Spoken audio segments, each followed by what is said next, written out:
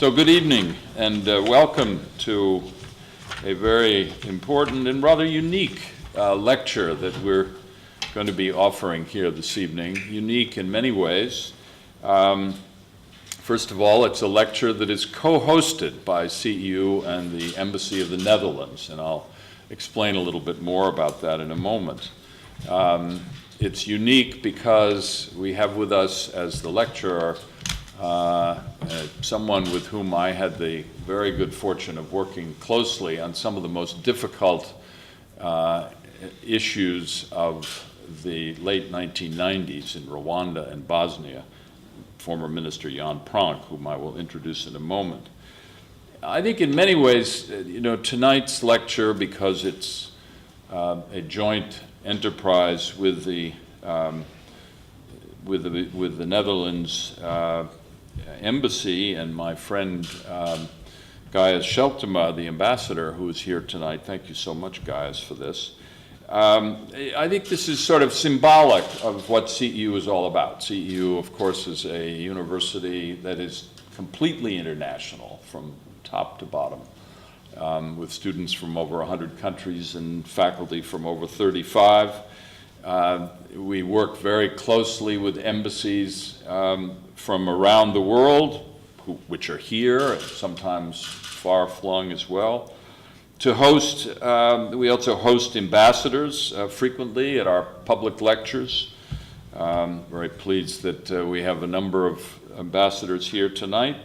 And I think tonight is unique for the final reason that it is a lecture in memory of a distinguished ambassador here in Hungary, Ambassador Robert Milders, who was the predecessor of Ambassador Scheltema, who passed away in Budapest a year and a half ago at the height of his career. And he was a very wonderful and close friend of this university and a frequent visitor here. So it's wonderful to be able to dedicate this lecture to the late Ambassador Robert Milders, who was a man of deep values, of great intellectual curiosity, and strong diplomatic talent. We had many conversations, he and I and others here on the faculty, about the meaning of open society, which is, of course, the underlying principle and mission of Central European University. But he was particularly interested in what you do about open society at a time when it's increasingly contested, when it's under pressure from governments, from cultural developments. What happens to freedom of speech? What happens to individual dignity? What happens to the very principles of non-discrimination and avoidance of some of the most horrific elements that can happen when discrimination and lack of freedom of speech get out of hand, leading to mass atrocities and even genocide. These were some of the issues that Robert Milders wrestled with, and he wrestled with them right here at CEU, together with our faculty and students and certainly with some of our speakers. Two of the central themes in his career were first the importance of principle, that is, principle, integrity in representation of your country, and values in diplomacy. And second, the idea that one of the major responsibilities of a government is to prevent or minimize conflict and to try to prevent human rights atrocities and ultimately something as horrific as genocide, which we know all too well, which has occurred throughout this region, but in other parts of the world as well, and even in our current time. So our speaker today is an expert on both of these themes. Jan Pronk is a distinguished politician, a diplomat, and a professor, but of course these labels don't even begin to tell the story about who he is. He is one of those rare leaders whom I came to know in the 1990s, who is both a visionary and a very practical person who can get things done. who can actually move beyond vision into the groundwork of a government.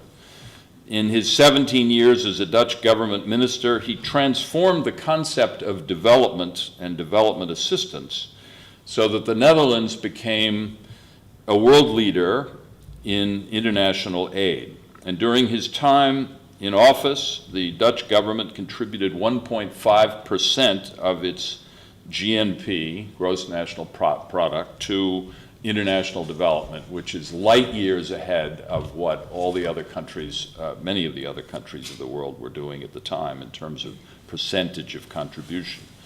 But beyond that, I think he changed the very concept of development cooperation and gave it, in a rather risky way, I would say, the explicit political goal of promoting a more equal distribution of wealth and power in the world. Now, that's a very visionary and very broad theme, but I think it's the underlying theme in the type of development assistance that he promoted.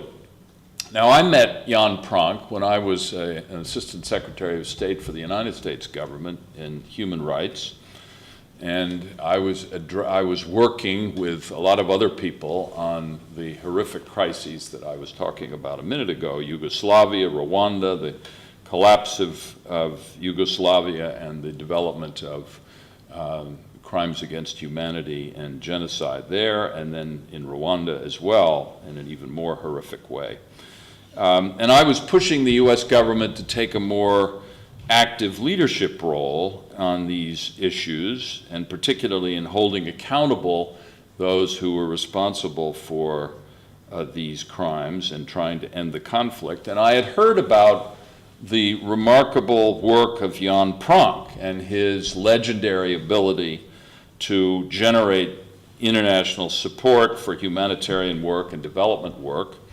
So I thought, why don't I see whether I can get some help from Jan Pronk, since in some cases I wasn't getting a sufficient amount of help from my own government, or I certainly wasn't getting enough funding to be able to do the work that needed to be done to establish international criminal tribunals for Rwanda and the former Yugoslavia. So I turned to the legendary Dutch development minister, flew to The Hague on several occasions. And two events stand out in my mind that I think illustrate his leadership. Both involve building institutions of international justice. The first, in order to have trials in the International Criminal Tribunal for the former Yugoslavia, we needed a courtroom. And somebody had to build this courtroom. And it was important to get the funding and the capacity to be able to do this. So without really a whole lot of resistance, although I can tell you he's a very tough negotiator, Jan Pronk was willing to have the Netherlands provide the support for the building of a courtroom. An even larger project was the building of the International Criminal Tribunal for Rwanda.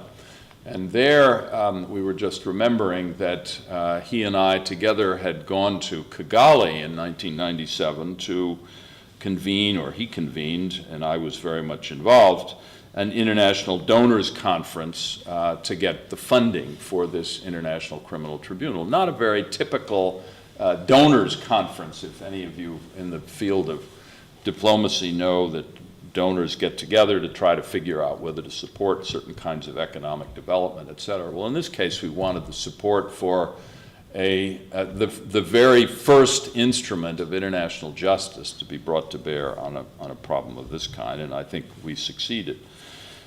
Jan Pronk is not only a man of action, but certainly a man of principle, and I think I just cite two examples in introducing him, and I'm not sure I have the facts entirely straight, but I'm sure he will correct me if they're not. In April 2002, a Dutch report, a report by a Dutch organization, a think tank I believe it was issued on the 1995 massacre in Srebrenica in Bosnia. And it was, of course, the worst example of a genocide in Europe since the Second World War, as it turned out. And the report concluded that the Dutch government had sent ill-prepared peacekeepers to establish a UN safe area, which they were unable to do, and it was a failure. The effort was a failure. Now, Jan Pronk had no responsibility for Dutch peacekeeping, but he decided, as a matter of principle, that he and presumably others in his government should resign from their government positions, because the conclusion that he drew from the report was clearly that this was a failure of a government operation to protect lives. And a week later, after his resignation, the entire Dutch cabinet followed his lead, and there was a change of government. A remarkable development, an issue of principle that brought down a government over a human rights failure. And I think the principle was one that was well recognized by Jan Pronk, who was called, I think maybe with a touch of sarcasm by the Prime Minister at the time, the Minister for the National Conscience. But I think we should recognize that, in fact, that's exactly what he was. A second example is that in October of 2006, as the UN Special Representative for Sudan, Jan Pronk negotiated a ceasefire in Darfur to create an atmosphere for negotiations that might finally end the terrible human rights crisis in Darfur and Western Sudan. And he was accused by the army of Sudan of, quote, waging psychological warfare on the armed forces. And they therefore organized an effort that was successful, not surprisingly, to have him expelled from the country. So a peacemaker expelled from the country in an effort by those who were trying to wage war to make sure that peacemakers were not given an opportunity. So there are many examples I could cite of the principled work of Jan Pronk over the years, and his leadership on the issues that he's going to be discussing here tonight. So it's a great privilege to welcome you, Jan, to deliver the first Robert Milders lecture, the title of which is Preventing Conflict Escalation, Hearts and Minds, Boots and Brains. So let me turn this over to you, and please join me in welcoming Jan Pronk as the first Milders lecturer at CEU.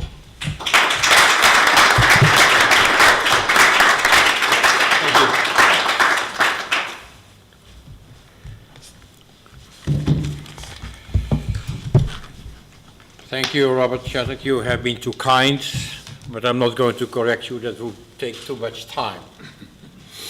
And I feel honored to have been invited by you and the university in particular to deliver the first Robert Milders lecture.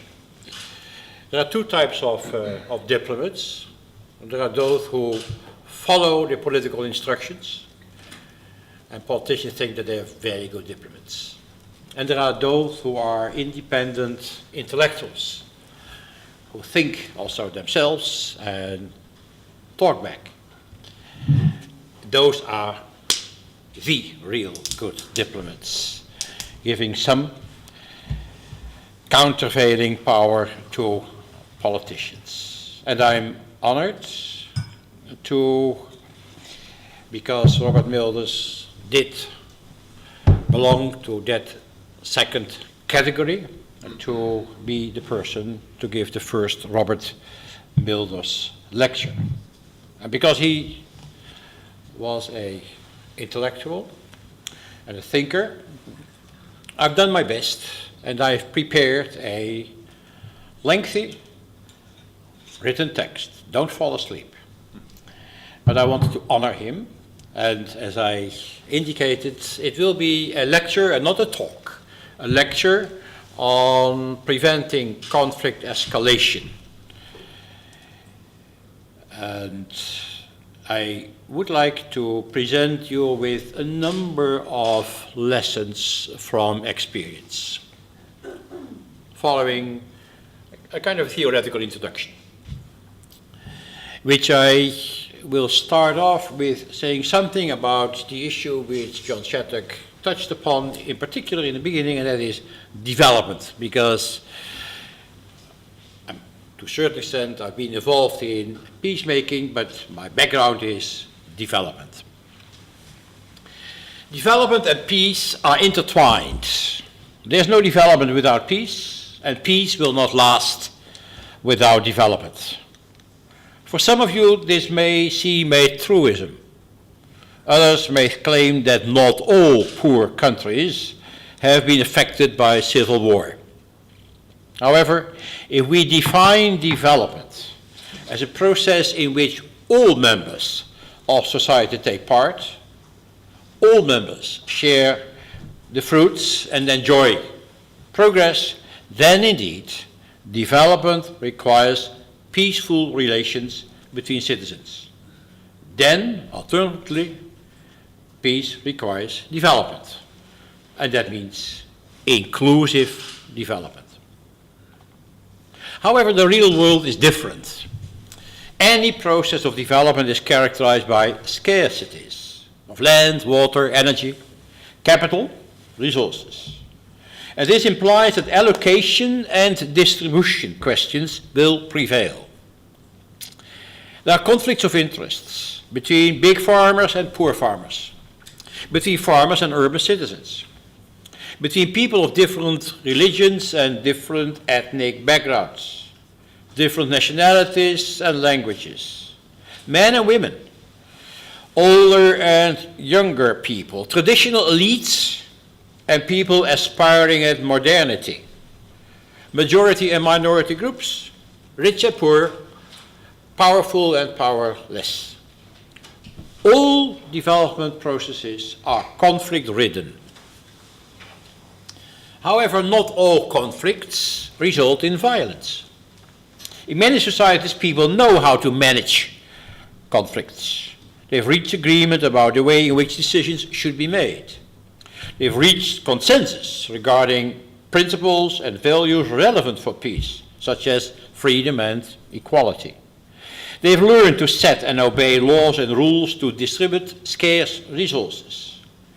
They've established institutions with a mandate to ensure that all this is done in a credible fashion, for instance, democratically. However, being capable to manage conflicts does not mean that these conflicts no longer exist. On the contrary, in any society characterized by inequalities and scarcities, which is always the case everywhere, there will always be conflicts of interests. Members of society will have different interests in either keeping or changing the status quo, in the allocation of resources for change, and the distribution of the fruits of change. So, development is conflict. Growth and development, rather than satisfying expectations of all people, can feed conflicts, make them worse than before. Initially, such conflicts may have been more or less hidden underneath the surface of seemingly stable and calm relations, but in the course of development, these conflicts may manifest themselves and become bigger and more intense.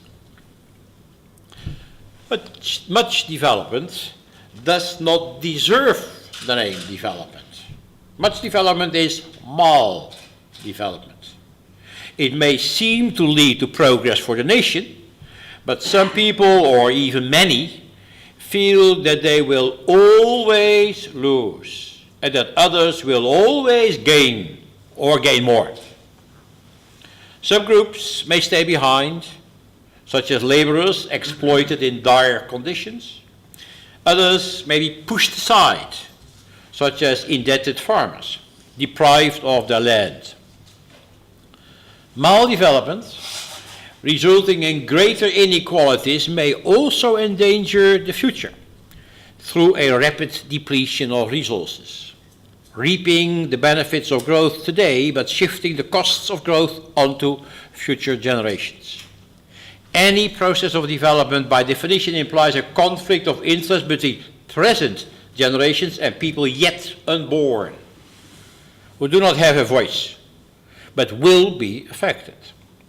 When the interests of future generations are neglected, development is not only maldevelopment, but may also become perverse development. All those conflicts can originate in a struggle for resources, natural environment, the habitat, and the livelihoods. To that extent, they are economic conflicts. But when economic inequalities tend to overlap distinctions between religious, ethnic, or language groups, or between national majorities and minorities, such conflicts may turn into cultural conflicts. And at a certain moment, power relations will be at stake, so that the conflict will turn into a political conflict as well. In the course of development, conflicts can become utterly complex. So I repeat, conflicts exist. They cannot be wished away, they cannot be prevented nor solved. Development is conflict.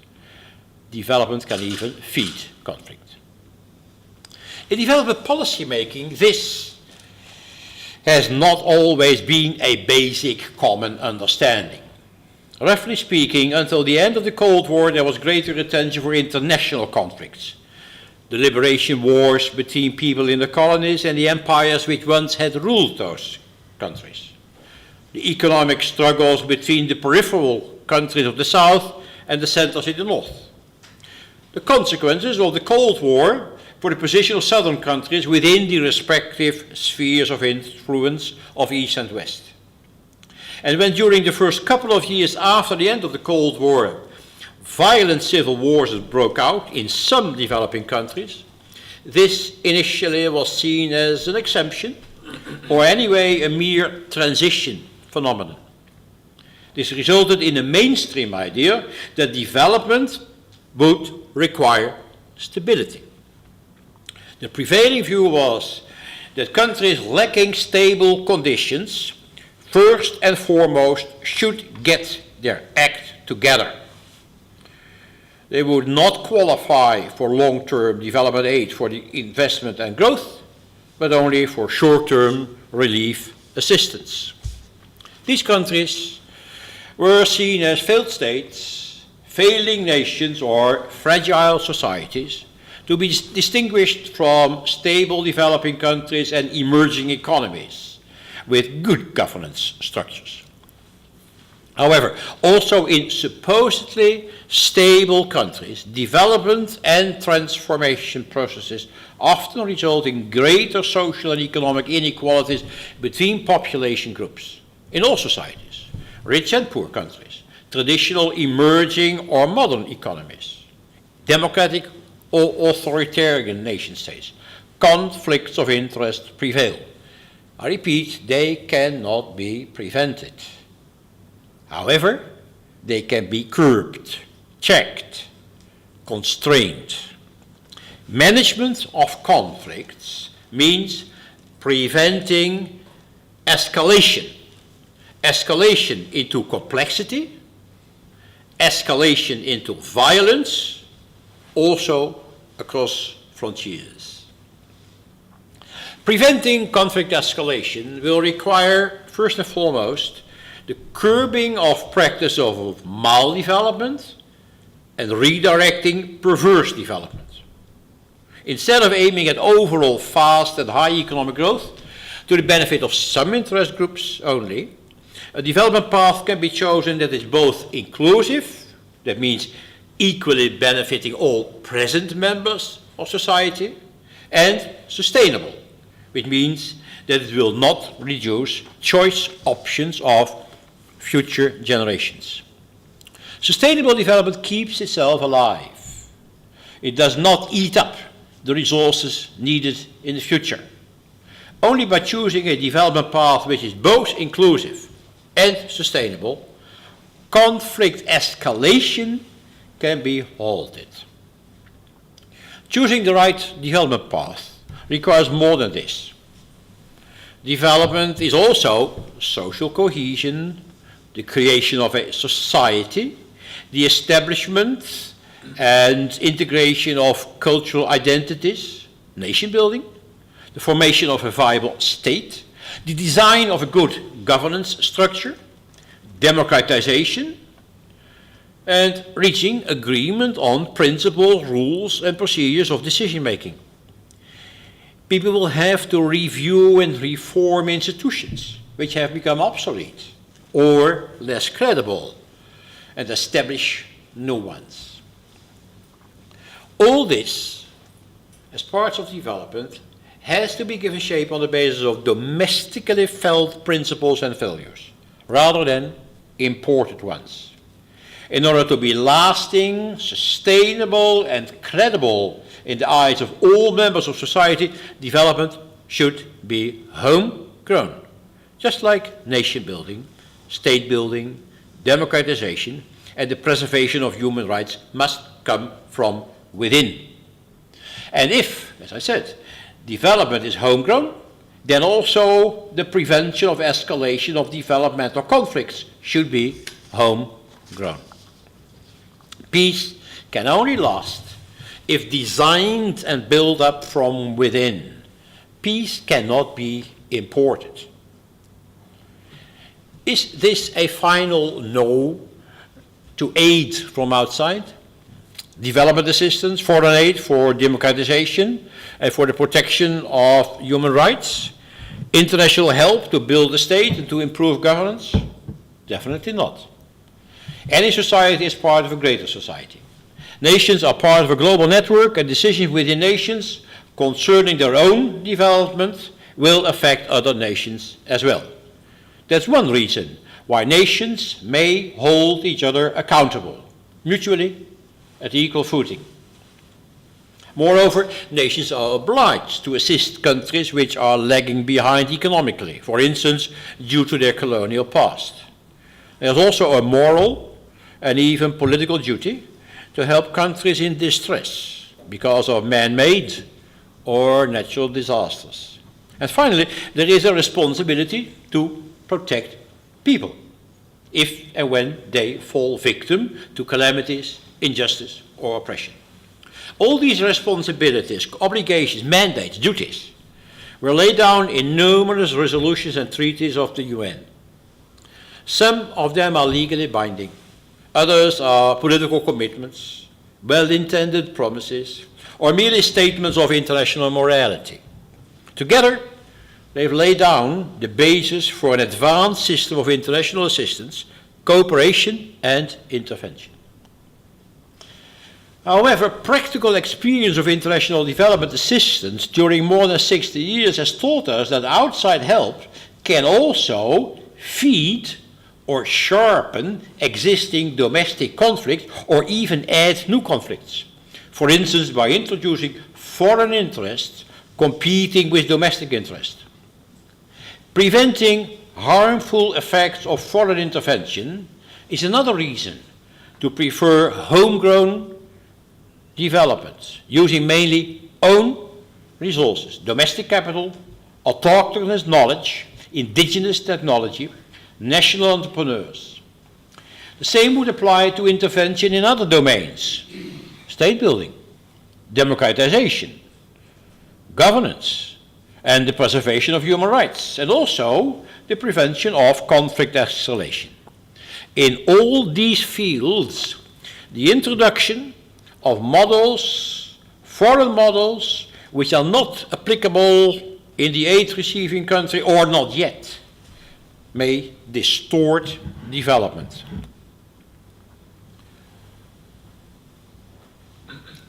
In development cooperation, we have learned to consider development aid as a catalyst.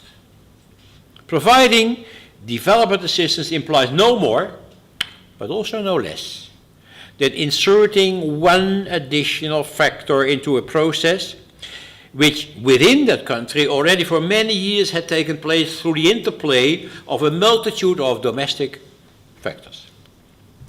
The catalyst does not substitute the endogenous factors. These factors remain present and they stay active. However, their functioning will be influenced by the catalyst. Due to the activity of the latter, the endogenous factors will influence each other differently. Some will gain in strength, others will get weaker. Together they may work better or faster or steer the process into a somewhat different direction. So the process will change. The workings of all factors together will result in a speeding of the process or in changing its course in the desired direction, provided that the character and measured quantity of the catalyst had been chosen well. After a while, the catalyst will lose its strength and disappear, and the process continues in that direction under its own steam. Good international development assistance is functioning as a catalyst. Well-meant development aid does not intend to take over the steering wheel.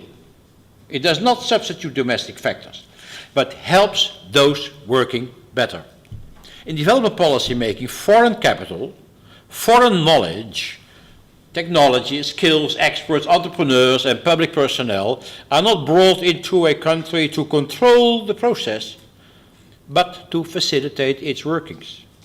However, badly designed development assistance can catalyze into the wrong direction, slowing down or paralyzing the process, making it even less inclusive and less sustainable, and changing its course into a perverse direction. The same would apply to assistance, foreign assistance, in all the other fields: state and nation building, governance, democratization, human rights, and also peace. International peace operations should catalyze in the right direction, no less, no more. This may not seem to be very ambitious, but practice has taught us this is a tall order. Why? Because acting as a catalyst requires taking the right decision at the right time. UN Secretary General Dag Hammarskjöld once wrote that peacekeeping requires acting, I quote, as a good tailor, quickly when the need arises, unquote. This is a good description of how a catalyst should work. However, as had become clear after some dramatic failures of UN peacekeeping in the early 1990s of the previous century, precisely these conditions were not met. The right decisions had not been taken at the right time. The failures of those years were reflected in a cartoon by Alan Moore, comparing the strategies in Somalia. We can appear to do something and fail. Cambodia, we can do something and appear to fail.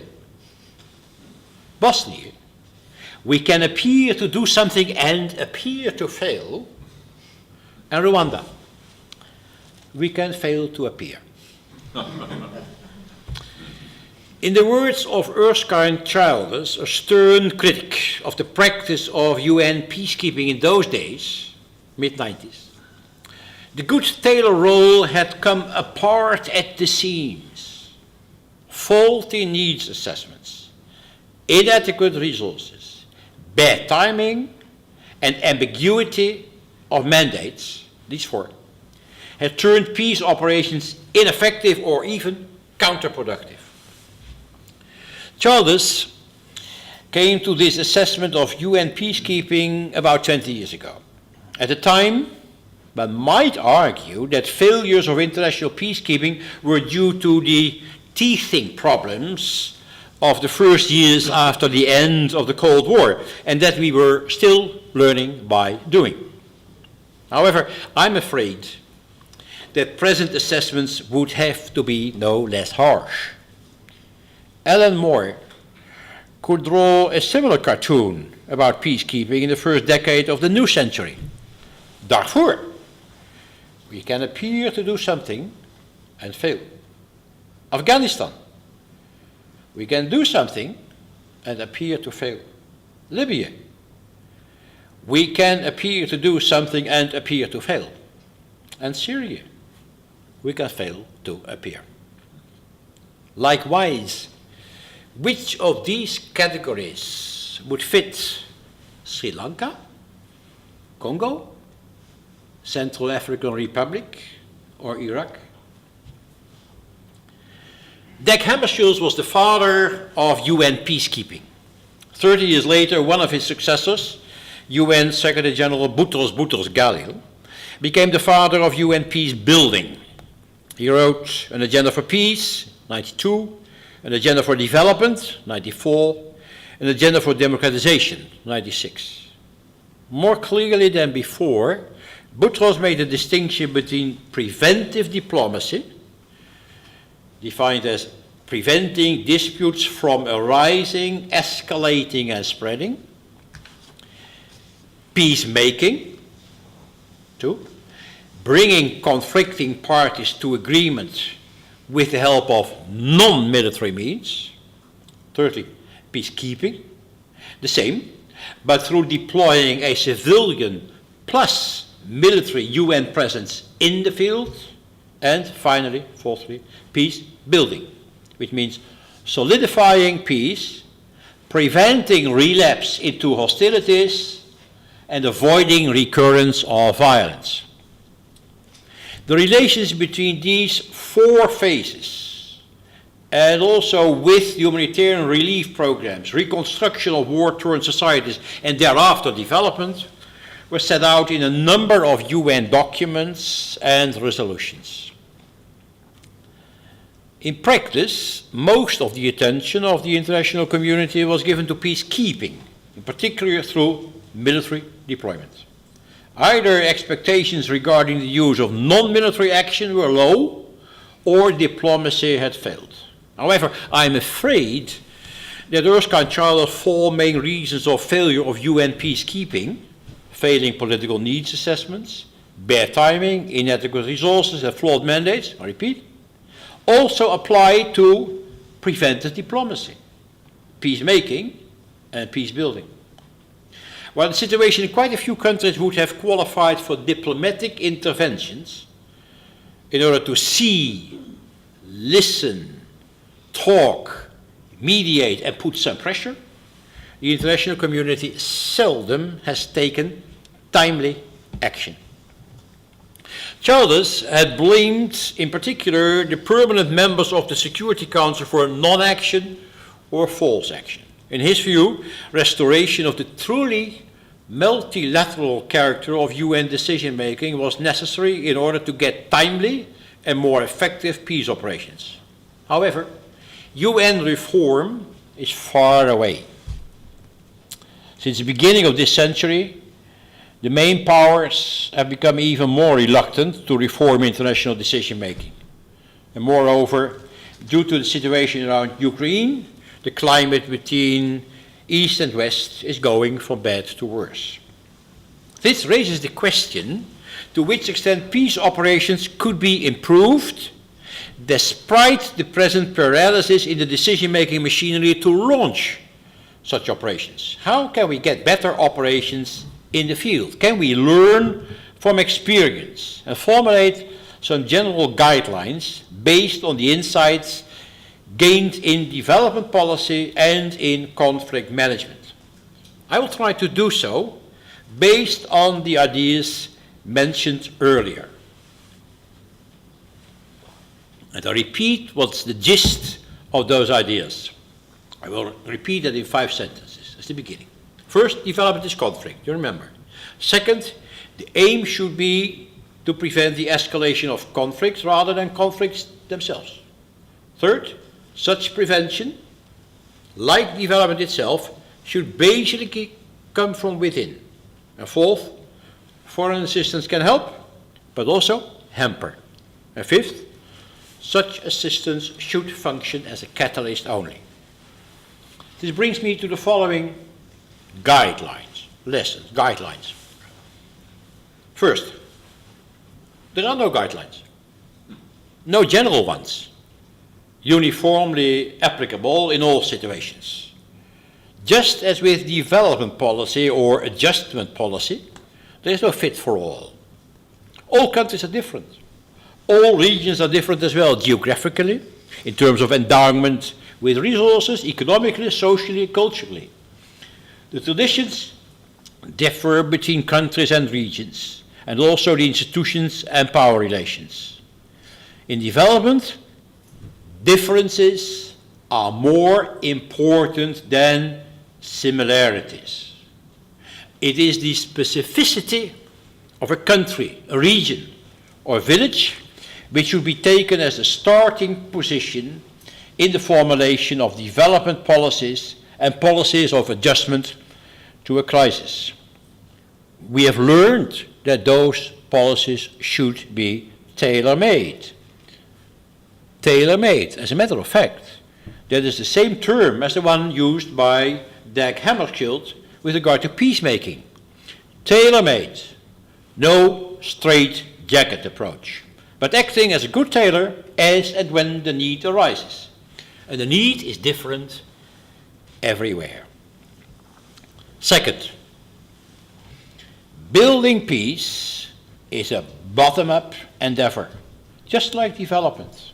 In development cooperation, we have learned to speak about development not for people, but of people, with people, and by the people themselves.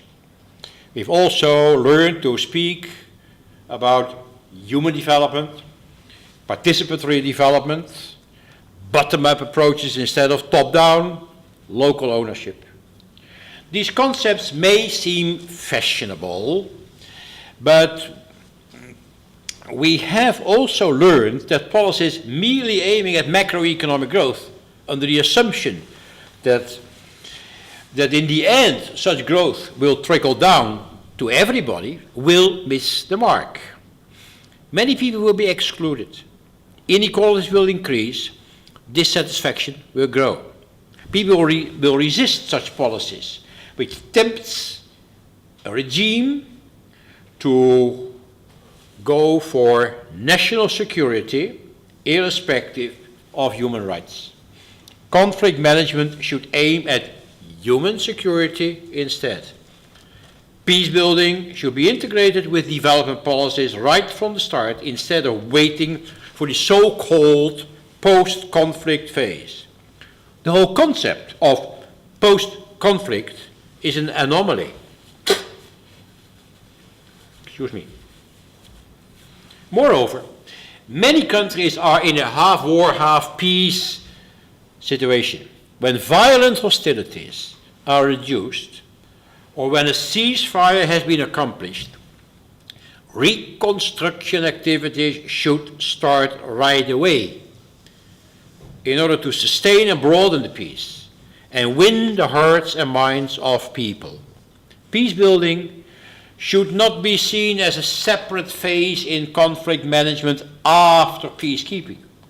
Peace building and peacekeeping ought to be mutually integrated and take place at the same time. Third, give the highest priority to multilateral prevention of escalation of conflict within countries. Strengthen the capacity of the UN system to this end. For instance, by establishing a special pre-chamber of the Security Council without veto rights, with a mandate to use diplomatic instruments, also at its own initiative, and the duty to respond to appeals from groups within countries. This would not require major UN reform. Build up a strong knowledge base about individual countries far in advance of a possible peace intervention. Do so system-wide, not for each UN agency separately. Do so proactively, without relying on people belonging to a diaspora. Fourth, if and when prevention has failed, and a decision has been made to launch a peacekeeping operation, do so merely on the basis of the principle of the so-called responsibility to protect. The acceptance of R2P in 2005 as a norm justifying international intervention in situations of mass atrocity, genocide, war crimes, crimes against humanity and ethnic cleansing was a major step forward. Presently, the United Nations would be wise, limiting itself in national conflicts to R2P and to refrain from regime change. Politically, any step beyond R2P would be a non-starter, not only because of the present cold climate between East and West, but also because of the way in which NATO has unilaterally interpreted the R2P-based Security Council resolution on Libya as a mandate for regime change, despite the fact that Russia and China had stated unequivocally that this should not be part of the mandate. NATO's view that protecting people would require regime change, valid view perhaps, should have been brought to the Security Council, asking for a widening of the mandate. When NATO bypassed the Security Council, it became politically impossible to get any Russian or Chinese support for a R2P resolution concerning the atrocities in Syria. This was a major political mistake. Western countries share an important part of the responsibility for the failure of the international community to appear in the most tragic conflict of recent years. All countries should consider diplomatic and political initiative towards a renaissance of R2P in peace operations. Fifth, all this requires a comprehensive approach. Development is a holistic concept, and conflicts have multiple roots. In order to do justice to all aspects of development and to address all possible causes of conflict escalation, development and peace programs should be all in, full scale, and even-handed. This should not only be the norm for domestic policies, but also for international development assistance and foreign peace operations. This means that the so-called DDD approach for international peace operations should imply more than carrying out diplomatic, defense, and development activities at the same time. They should also serve the same purpose, ensuring human rights, with the D of diplomacy, politics and law, together with human security, the D of defense and police, and human development, the D of social and economic development. This goes far beyond national security. In particular, national security as defined by forces outside. DDD should not become a fake approach. Sixth, once a peacekeeping operation has started, the utmost should be done not to harm peace building.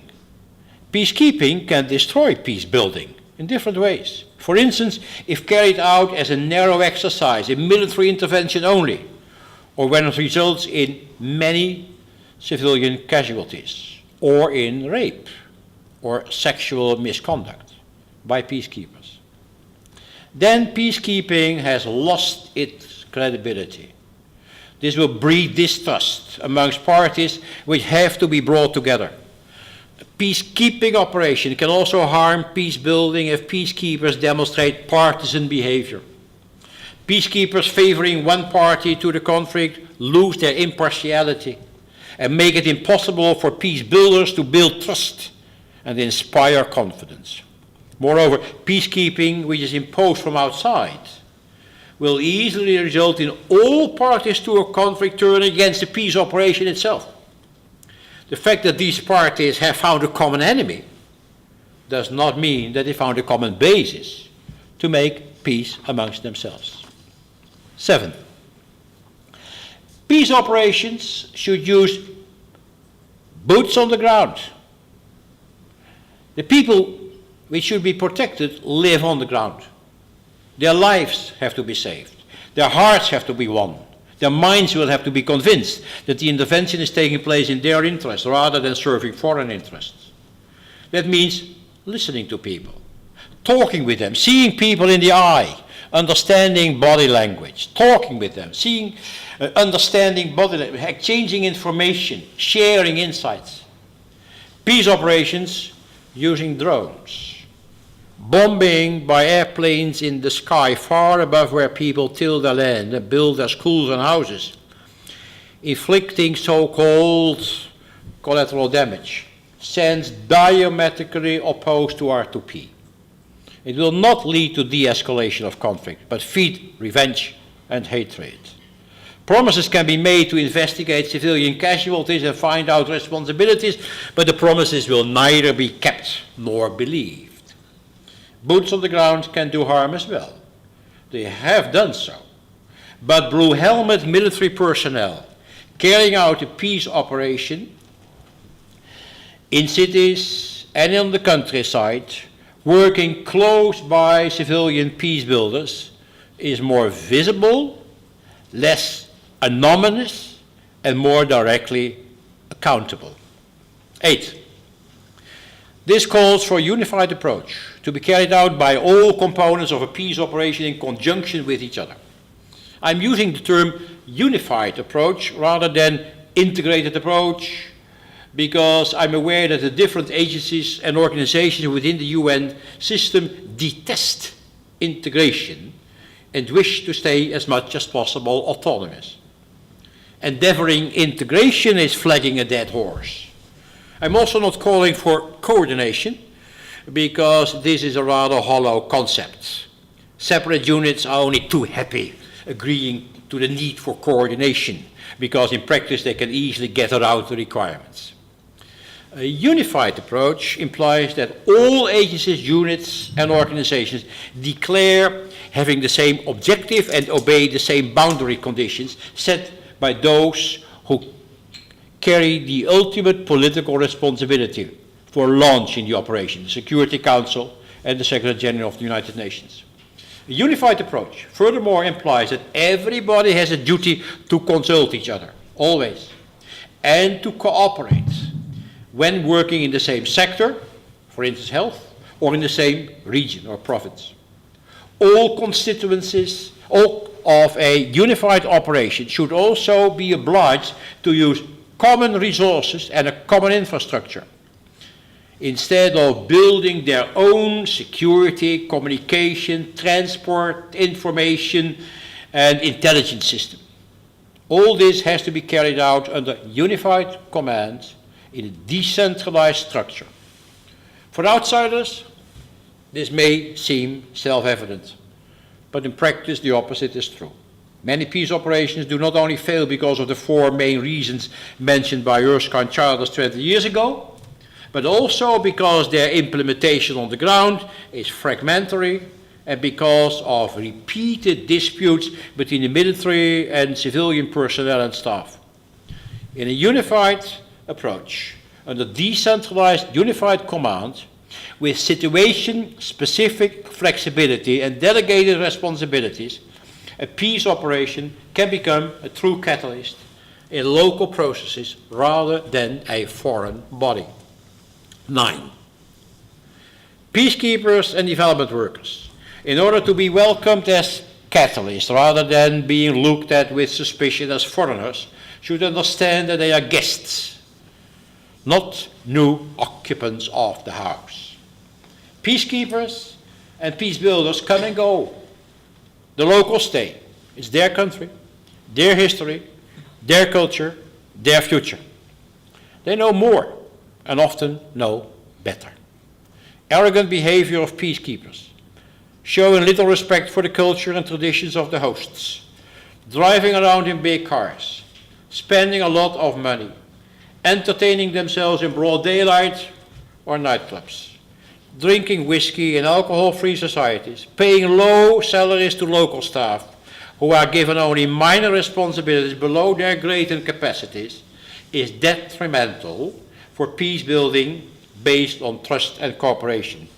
Good guest behavior is crucial. 10, I have 12 in total. 10, peacemaking, peacekeeping and peace building require talking. The temporary and partial stability and security brought about with the help of peacekeepers will have to be used to reach agreement through negotiations. It's not up to peacekeepers from abroad to determine who should be invited to sit at the negotiation table and who not. Peace will not be kept, let alone sustained, if one or more parties to the conflict are excluded from talks. After all, these talks should lead to agreement by consensus. Foreign powers may have a preference for some parties and dislike others. However, for peacekeeping it is essential that foreign interest should not determine who may join and who should leave the room. 11. Peacekeeping based on R2P, you remember, responsibility to protect, should leave ample humanitarian space for relief workers.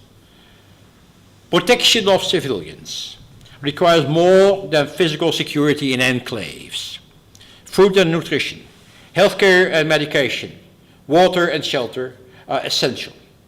NGOs sometimes wish to provide these services without themselves being protected by armed forces. They may have good reasons. Armed protection of convoys will sometimes attract fire instead of deterring an attack by militia. Villagers may trust a nurse, but not when there are soldiers around. Once relief workers and blue helmets have left, militia may come and retaliate, accusing villagers of siding with the government. Peacekeepers should respect choices by humanitarians to go into the field unprotected. However, if these workers, despite having demonstrated their neutrality, fall victim to armed rebel groups, peacekeepers should not hesitate launching an effort to their rescue. This too belongs to R2P. 12 and final. Lasting peace requires justice, and justice requires an end to impunity. Should justice be done before or after peace? There's no one size fits all, again. However, in most cases, peacemaking requires talks, and talks require the cooperation of people in power. Those people may have been responsible for atrocities. Bringing them to court before concluding the talks will not bring peace close by. There is a risk that justice will not be done once peace has been made. However, this is often a matter of time. Those who were in power during civil war will have to exercise restraint thereafter, also when challenged by their former victims and their families. This may open the way to court. Moreover, a country may choose combining justice with reconciliation and healing the society. This may not be in accordance with Western views, but under the circumstances, a better way to sustain peace. I conclude. Recently, a new concept, I did quote it already, has become fashionable in conflict analysis: fragile states. The term speaks for itself, though it would deserve analytical refinement and a definition. 2.5 years ago, early 2012, OECD published a list of so-called fragile countries. For many countries, it was self-evident that they would be listed as such. However, 4 countries did not figure on that list. 2012. Mali, Libya, the Central African Republic, and the Ukraine. Yet precisely these 4 countries have become utterly unstable, plagued by civil war. Why were they overlooked? Was it due to foreign interests at play, or because we just didn't know what was happening in and around those countries? Clearly, the international community has missed an opportunity to timely start diplomatic and political initiatives to prevent conflict escalation.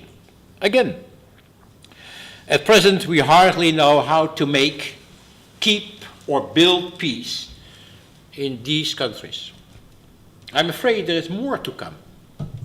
Countries such as Pakistan and Nigeria are plagued by internal unrest, domestic violence, and increasing conflicts between groups, religious, tribal, national, political, economic, nothing excluded.